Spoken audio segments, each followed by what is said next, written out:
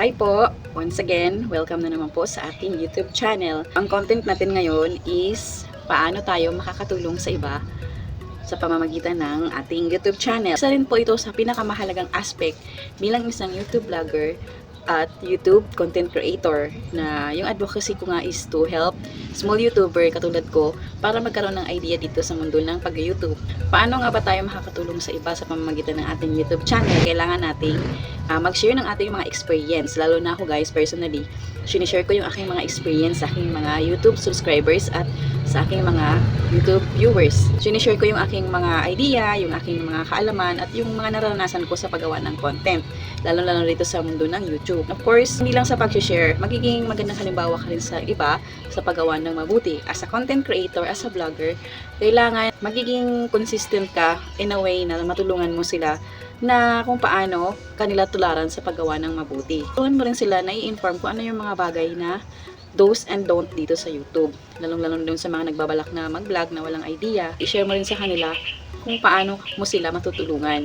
Kasi, syempre, meron naman po talaga na hindi natin maiwasan na sobrang excited sa pagbablog at wala silang any idea kung ano yung mga ginagawa nila sa YouTube. Ganon din po ako before. Wala din po akong idea at wala din po akong alam. I decided to create a content na which is informative and learning to the other content creator like me, yung mga small content creator na nagsisimula pa lang dito sa mundo ng YouTube. Sasabihin ko po sa inyo na medyo mahirap po talaga ang paggawa ng content kasi araw-araw kang nag-iisip kung ano yung dapat mong gagawin or paano ka mag-create ng content.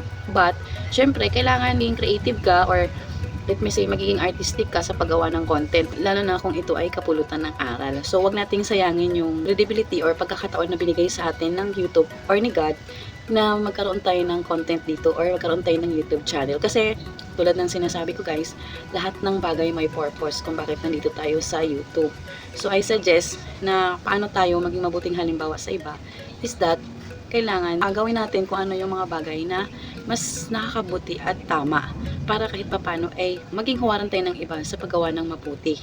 Yun, tulungan din natin yung ibang mga tao na i-inform kung ano yung mga bagay na dapat nilang malaman dito sa mundo ng YouTube. Huwag lang tayong mag-vlog na katulad ng sinabi ko na wala namang information o hindi siya informative content kasi as I told you before na naranasan ko na po lahat yan at lahat yan ginagawa ko na.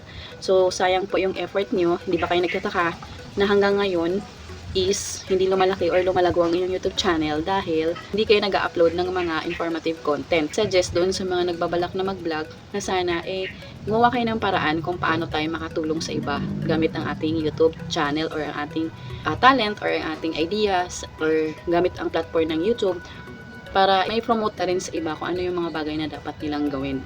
And so ako guys, nagsasalta lang ako dito, pero yung mga bagay na pwede kong i-share sa inyo is pinag-iisipan ko po talaga yon everyday and nag-iisip ako ng content and kapag may naisip na ako, is sinusulat ko po yon para hindi ko makakalimutan at yun ay gagawan ko ng katulad nito documentaries. Hindi ako gumagawa ng script. Ginagawa ko po ito base sa aking mga experience.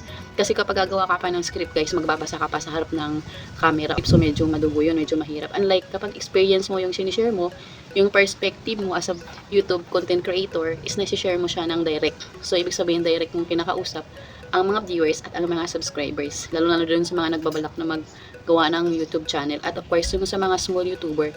Kasi yun nga, based on my experience, 3 years na yung aking YouTube channel. But then, nung gumawa ako ng content na ito, na based on my experience, umangat ng konti ang aking YouTube channel. Hindi naman biglaan, pero paunti-unti. Tulad ng sinabi ko, lahat ng bagay ay nagsisimula sa maliit.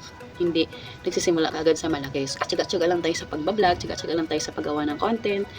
At huwag tayong magsawa kasi sayang naman po kung i-abandon nyo po ang inyong YouTube channel, no? So, sana may natutunan naman kayo sa aking content for today. This is Shine na Shop Vlog na nagsasabi sa inyo na kung kaya ko, I'm sure kakayanin mo rin. So, don't forget to subscribe at i-hit na rin yung notification bells, guys, para kayo ay updated sa aking panibagong video na i-upload. And have a blessed day. God bless everyone. Thank you so much.